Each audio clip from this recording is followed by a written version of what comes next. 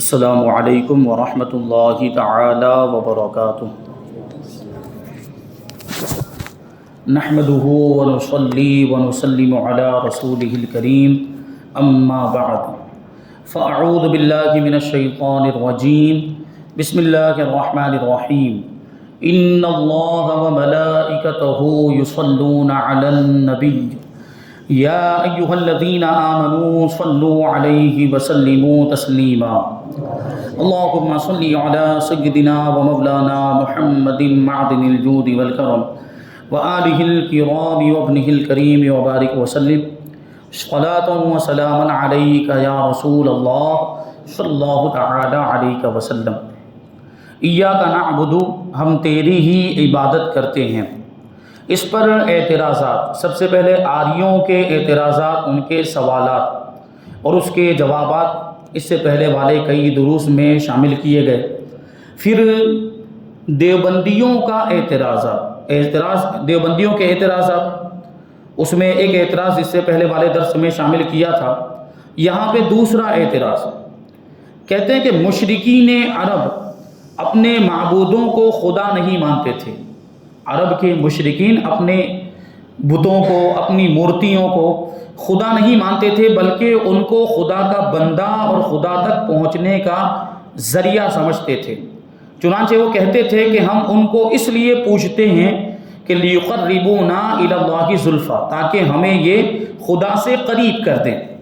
جس سے معلوم ہوا کہ کسی کو اپنا وسیلہ جاننا اور اس کو پکارنا وغیرہ یہی عبادت ہے۔ اسی وجہ سے وہ لوگ مشرک قرار دیے گئے۔ تو اس اعتبار سے اگر دیکھیں، یہ دیوبندیوں کا، وہابیوں کا اعتراض ہے کہ مشرکین عرب بتوں کو، مورتیوں کو خدا نہیں مانتے تھے، بس خدا تک پہنچنے کا وسیلہ اور ذریعہ مانتے تھے، اور اس وجہ سے وہ مشرک ہو گئے۔ تو یہی کام تو سنی بھی کرتے ہیں، یہی کام تو سنی مسلمان بھی کرتے ہیں، اہل سنت و جماعت سے تعلق رکھنے والے لوگ بھی کرتے ہیں کہ انبیاء اور اولیاء کو اللہ کی بارگاہ میں وسیلہ بناتے ہیں، اللہ تک پہنچنے کا ذریعہ بناتے ہیں۔ تو یہ بھی مشرک ہو گئے۔ یہ دیوبندیوں کا اعتراض ہے، یہ سوال ہے۔ ابھی اس کا جواب ہم شامل کرتے ہیں۔ فرماتے ہیں اس اعتراض کے دو جواب ہیں۔ ایک یہ کہ ان مشرکین مکہ کا ان چیزوں کو محض وسیلہ جاننا یہ شرک نہیں تھا، صرف وسیلہ بنانا شرک نہیں تھا۔ کیا شرک تھا؟ وسیلہ بنا کر، وسیلہ جان کر ان کی پوجا کرنا، ان کی عبادت کرنا، یہ شرک تھا۔ صرف وسیلہ بناتے ایسا تو نہیں تھا، وسیلہ بنانے کے ساتھ ساتھ وہ اپنے بتوں کی پوجا بھی کرتے تھے، بتوں کی عبادت بھی کرتے تھے۔ یہ ہے اصل شرک، اسی کو کہتے ہیں کہ صرف وسیلہ، بتوں کو وسیلہ جاننا یہ شرک نہیں تھا، بلکہ ان کو وسیلہ جان کر پوجنا یہ شرک تھا۔ شرک سمجھ رہے ہیں آپ لوگ، بار بار اس کے بارے میں بتایا جا چکا ہے اس سے پہلے بھی، کہ کسی اور کو، اللہ کے علاوہ کسی مخلوق کو عبادت کا مستحق سمجھنا یا واجب الوجود سمجھ کر اس کی عبادت کرنا، یا اللہ تبارک و تعالیٰ کی ذات میں یا اللہ تبارک و تعالیٰ کی صفات میں کسی کو شریک ٹھہرانا، کہ جیسی صفات اللہ تبارک و تعالیٰ کی کسی اور کے لیے بھی ہے، اللہ تبارک و تعالیٰ کی ذات میں شریک یعنی دوسرا خدا مان لینا، یہ شرک ہے۔ تو وہ اصل شرک یہ ہے، ہم جس کو شرک کہتے ہیں، اور جو شرک علماء نے جس کا معنی ہمیں بتایا اور جو کتابوں کے اندر لکھا ہوا ہے، وہ شرک یہ ہوتا ہے۔ یہ جو وہابی جو ہر جگہ پہ شرک شرک کے فتوے لگاتے رہتے ہیں، وہ شرک یہاں پر مراد نہیں ہے، ان کے اعتبار سے تو سب کچھ شرک ہے۔ تو یہاں جو سوال ہوا اس کا جواب دیتے ہیں کہ مشرکین عرب وہ جو بتوں کو وسیلہ بناتے تھے، تو صرف وسیلہ بنانا یہ شرک نہیں تھا، بلکہ وسیلہ جان کر ان کو پوجنا شرک تھا۔ قرآن پاک کی یہ آیت ہے کہ وَمَا نَعْبُدُهُمْ إِلَّا لِيُقَرِّبُونَا إِلَى اللَّهِ زُلْفَىٰ، کہ ہم ان چیزوں کو نہیں پوجتے مگر اس لیے کہ یہ ہم کو اللہ سے قریب کر دے۔ اسی میں تو پوجنے کی بات آ گئی، اسی آیت کریمہ میں عبادت کرنے کی بات آ گئی۔ مشرکین کے قول کو یہاں پر ذکر کیا گیا، مشرکین کی بات کو، ان کے کلام کو یہاں پر نقل کیا گیا کہ ہم بتوں کی پوجا صرف اس لیے کرتے ہیں تاکہ ہمیں وہ اللہ سے قریب کر دیں۔ تو پوجا کرنے کی بات آئی کہ نہیں ہے؟ اور یہی تو شرک ہے، پوجا کرنا اور عبادت کرنا یہی شرک ہے۔ ان کا عقیدہ یہ تھا کہ بت ان کے چھوٹے معبود ہیں، بت اور مورتیاں یہ ان کے چھوٹے خدا ہیں۔ تو اللہ کے بندے معبود ہیں تو اللہ کے بندے، مگر ان کے ذریعے سے رب کی خدائی چل رہی ہیں تو اللہ کے بندے، یہ چھوٹے معبود ہیں، یہ اللہ کے بندے ہیں، مگر ان کے ذریعے سے رب کی خدائی چل رہی ہے معاذ اللہ۔ یعنی یہ کہنا چاہ رہے ہیں مشرکین کا عقیدہ یہ تھا کہ اگر یہ چھوٹے معبود نہ ہوتے تو اللہ تبارک و تعالیٰ کی خدائی نہیں چلتی معاذ اللہ۔ اللہ تبارک و تعالیٰ جو یہ پوری کائنات کو چلا رہا ہے یہ بند ہو جاتا، ان کا یہ کہنا ہے۔ اور رب کو ان کی بات ان سے دب کر ماننی پڑتی ہے معاذ اللہ۔ یعنی اللہ تبارک و تعالیٰ یہ ان کے چھوٹے معبود جو مورتیاں جو یہ ہے بت ہے، اللہ تبارک و تعالیٰ کو مجبور ہو کر ان کی بات ماننی پڑتی ہے۔ یہ اللہ تبارک و تعالیٰ تو مجبور نہیں ہو سکتا، اللہ تبارک و تعالیٰ کسی کا محتاج نہیں، سب اس کے محتاج ہے۔ تو یہ لوگ عقیدہ رکھتے ہیں اور ان کو رب سے ایسی نسبت ہے جیسے وزیروں کو بادشاہ سے، کہ ان کی ناراضگی سے رب کی ربوبیت میں خلل پڑ جائے گا۔ یعنی یہ چھوٹے معبود ناراض ہو جائیں گے تو رب کے رب ہونے میں فرق آ جائے گا، اور ان میں الوہیت ایسے سمائی ہوئی ہے۔ یہ مشرکین کا عقیدہ بتا رہے ہیں کہ ان معبودوں میں، چھوٹے معبودوں میں الوہیت یعنی خدا ہونا یہ ایسے سمائی ہوئی ہے جیسے گلاب کے پھول میں اس کی خوشبو۔ تو اب یہ عقیدے کے حساب سے یہ شرک ہوا کہ نہیں ہوا؟ یہ اپنے بتوں کے اندر یہ مان رہے کہ ان کے اندر خدائی سمائی ہوئی ہے، ربوبیت اور الوہیت سمائی ہوئی ہے۔ جس طریقے سے وہ پھول سے خوشبو جدا نہیں ہو سکتی، اسی طریقے سے ان معبودان باطلہ سے، مورتیوں سے اور بتوں سے الوہیت جدا نہیں ہو سکتی۔ مطلب یہ ہے کہ یہ بھی خدا ہے، سیدھا یہ وہ شرک ہو گیا۔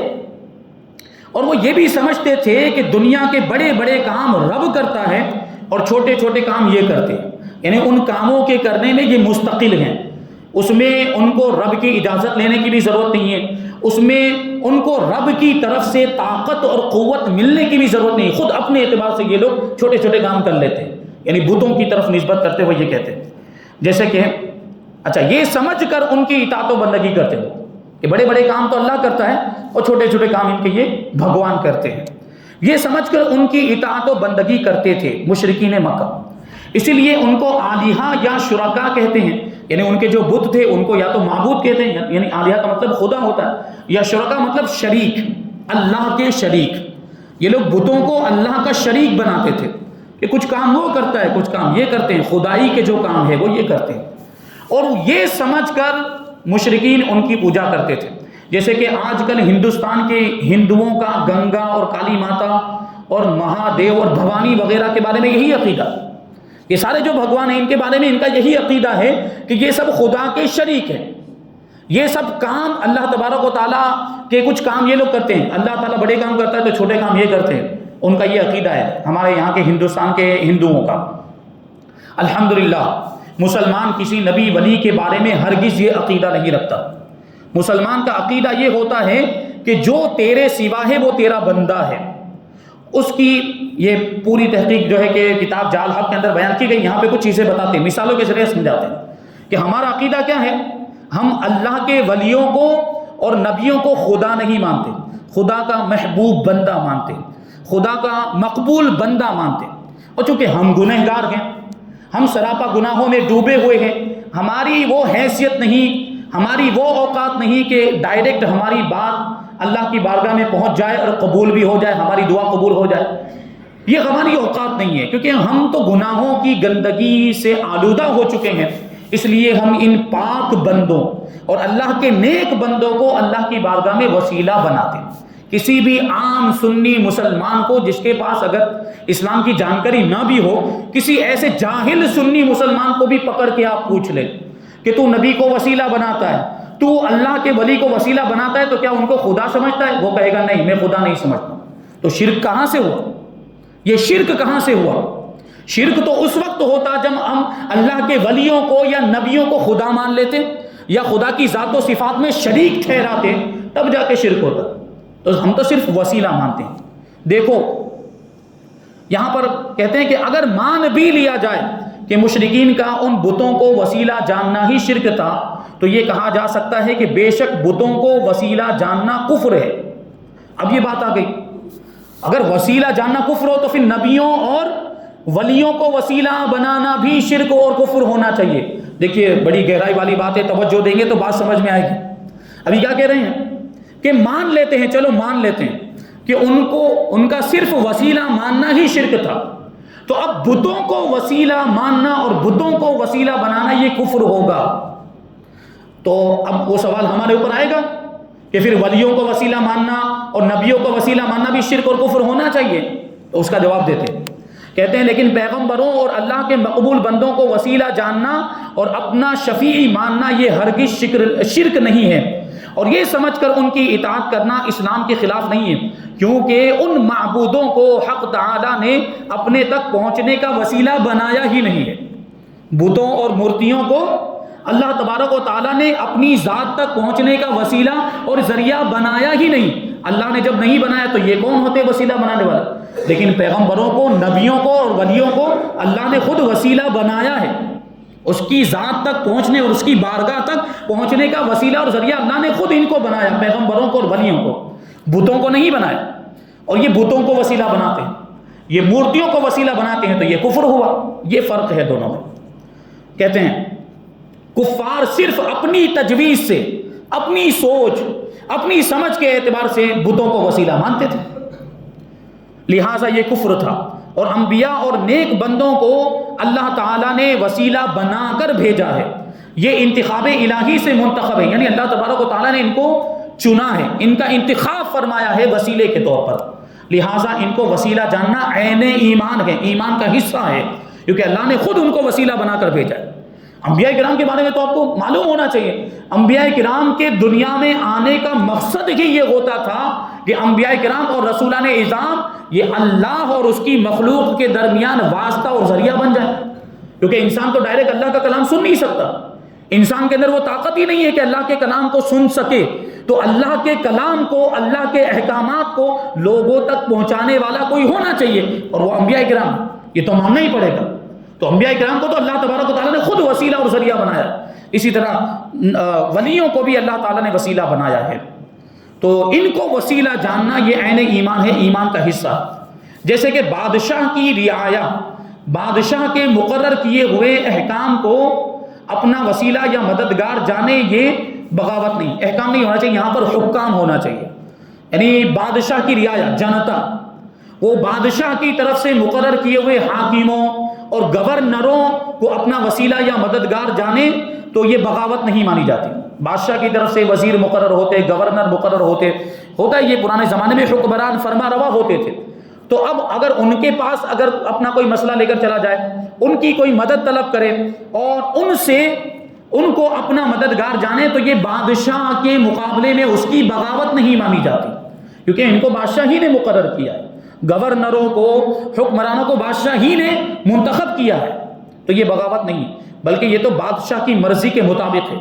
لیکن اگر رعایا کسی کو خود اپنی طرف سے حاکم مقرر کر کے اس کو اپنا مددگار جانے، تو اب باغی ہو گئی۔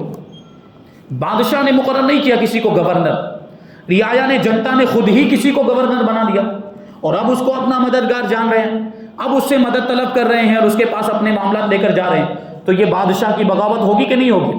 کیوں؟ کیونکہ اس کو بادشاہ نے مقرر نہیں کیا ہے، انہوں نے خود، لوگوں نے، رعایا نے خود اپنے اعتبار سے مقرر کر لیا ہے، تو اب رعایا باغی ہو گئی، کیونکہ شاہی انتخاب والوں کو چھوڑ کر اپنے انتخاب پر عمل کیا۔ تو اب سمجھ میں آئی بات کہ بتوں کو ان لوگوں نے وسیلہ بنایا جن بتوں کو اللہ تعالیٰ نے وسیلہ نہیں بنایا تھا، اور پیغمبروں کو، ولیوں کو اللہ تعالیٰ نے وسیلہ بنا کر بھیجا ہے، تو ان کو وسیلہ بنایا جائے گا، اور ان کو جب وسیلہ بنائیں گے تو یہ شرک نہیں ہوگا، بتوں کو وسیلہ بنائیں گے تو یہ کفر ہوگا۔ کعبہ معظمہ کی طرف ہر مسلمان سجدہ کرتا ہے، لیکن اگر کوئی خود اپنی طرف سے کعبہ بنا لے، جیسے کہ سندھ کے ایک بے دین نے کیا تھا، یہ پرانے زمانے کی بات ہے، سندھ پاکستان میں یہ موجود ہے، وہاں ایک آدمی تھا کافر، اس نے خانہ کعبہ بنا لیا خود اپنے اعتبار سے، اور اس کا وہ خود ہی طواف کرنے لگ گیا خانہ کعبہ کا۔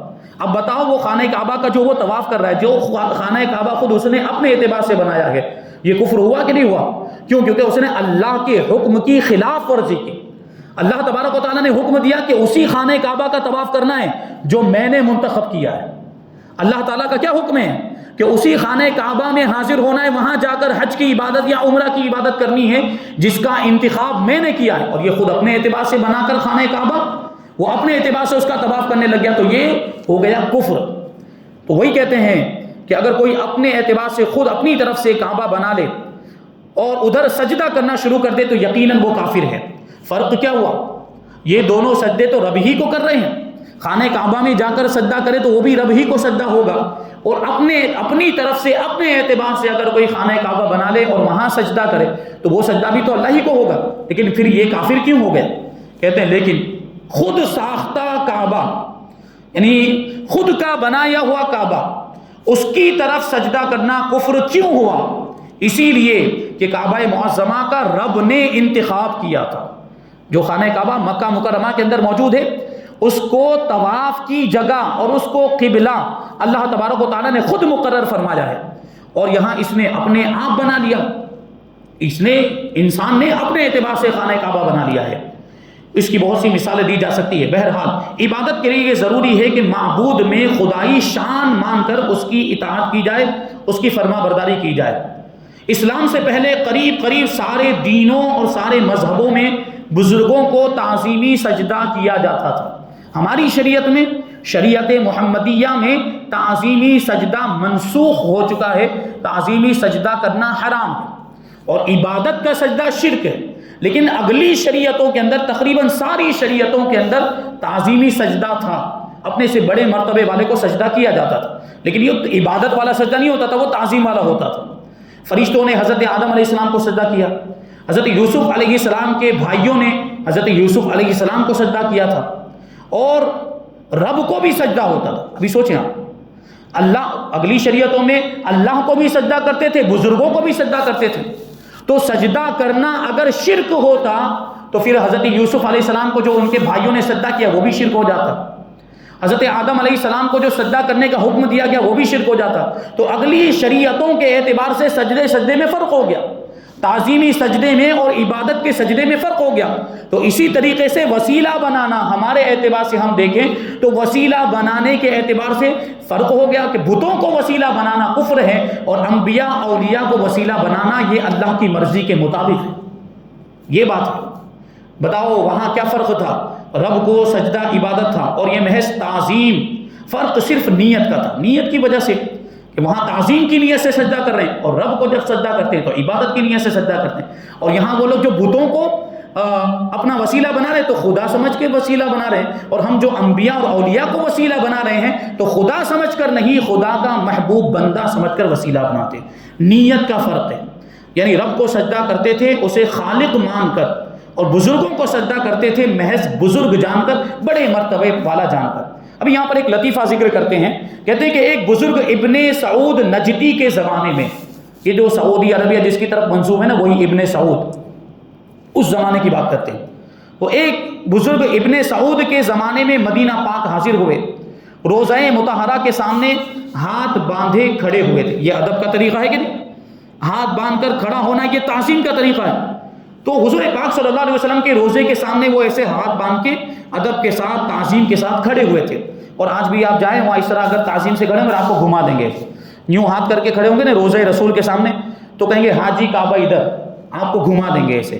شرک وغیرہ کے وہاں پہ بھی وہ فتوے وہ متوے گھومتے رہتے ہیں وہاں پہ۔ اس طریقے سے وہ ان کا کام ہی یہ ہوتا ہے کہ سنی مسلمان اگر ایسا کوئی کام کرتا ہوا دکھے جو ان کے اعتبار سے شرک ہے، اور اس کو وہاں پہ جا کے فوراً وہ سکھانا شروع کر دیں گے اور اس کو ایسے گھما دیں گے وہاں۔ تو ان کے ساتھ بھی ایسا ہوا۔ یہ بزرگ روزے رسول کے سامنے ایسے ہاتھ باندھے ہوئے کھڑے تھے، ابھی یہ ایسے نماز میں ہاتھ باندھے جاتے تو ایسے کھڑے ہوئے تھے۔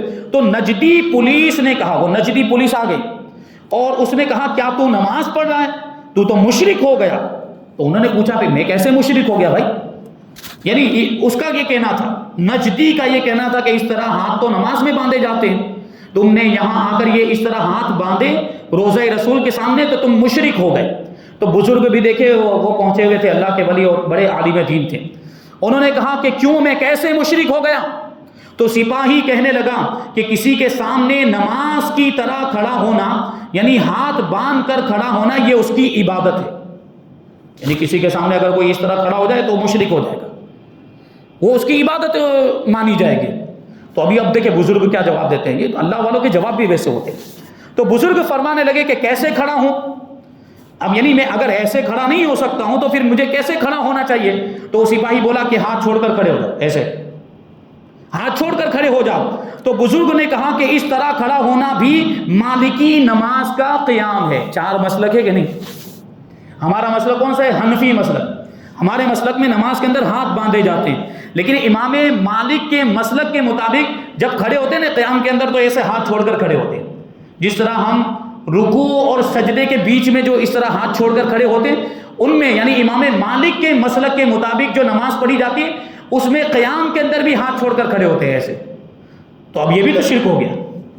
تو انہوں نے کہا کہ اس طرح کھڑا ہونا بھی تو مالکی نماز کا قیام ہے، پھر بھی نماز سے تو مشابہت رہی. یعنی ایسے کھڑا رہوں تو یہ حنفیوں والی نماز ہے، اور اگر ایسے کھڑا رہوں تو یہ مالکیوں والی نماز تو ہو گئی. دونوں صورتوں میں نماز جیسا کھڑا ہونا پایا جا رہا ہے یہاں پر. اگر ناف کے نیچے ہاتھ باندھوں تو حنفی نماز ہے، اور ناف کے اوپر ہاتھ باندھوں تو شافعی نماز ہے، اور ہاتھ چھوڑ کر کھڑا ہو جاؤں تو مالکی نماز ہے. اب بتا میں کیا کروں؟ وہ خاموش ہو گیا. بزرگ فرمانے لگے کہ کسی کام کا عبادت بننا یا نہ بننا یہ نیت پر موقوف ہوتا ہے. آدمی عبادت کی نیت سے خدا سمجھتے ہوئے یا خدا کا شریک سمجھتے ہوئے کسی کی تعظیم کرے، یہ تعظیم شرک ہوتی. اور ہم جو انبیاء اولیاء کی جو تعظیم کرتے ہیں اور ان کو وسیلہ مانتے ہیں، تو ہم ہرگز ان کو خدا نہیں سمجھتے، خدا کا شریک نہیں سمجھتے، واجب الوجود نہیں سمجھتے. ان کی جو بھی طاقت و قوت ہے اس کو ہم عطائی سمجھتے ہیں، اللہ کی دی ہوئی ہے. ان کی خود کی ان کے پاس کوئی طاقت نہیں ہے. ان کے پاس جو بھی پاور ہے، جو بھی کرامتیں وہ دکھاتے ہیں، اور جو بھی وہ تصرفات کرتے ہیں وہ سب اللہ کا دیا ہوا ہے. تو اللہ تبارک و تعالیٰ نے اپنے بندوں کو یہ سب پاور اور یہ طاقت اور قوت عطا فرمائی ہے.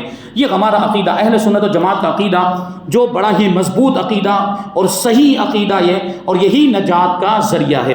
اللہ تبارک و تعالیٰ کی بارگاہ میں دعا ہے کہ جو کچھ بھی بیان ہوا اس پر ہم سب کو عمل کرنے کی توفیق عطا فرمائے، اور نور قرآن سے ہم سب کے دلوں کو روشن اور منور فرمائے.